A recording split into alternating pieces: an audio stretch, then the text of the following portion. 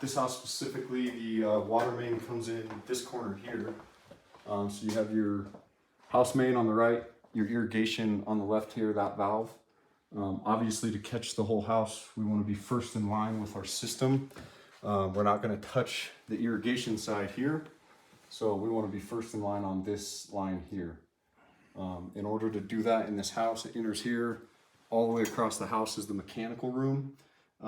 So during the estimate, I noticed a clean out spot in the wall over here in the corner, which allows us to run a brand new main to this corner.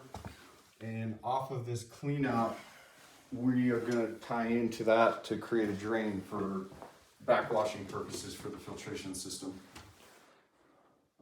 Any softening unit is going to do a regeneration where it goes through a backwash. Obviously, a floor drain in your mechanical room is ideal, but there are scenarios like this that allow us to tie into plumbing, create a drain, and not cut a bunch of drywall on the way to your mechanical room.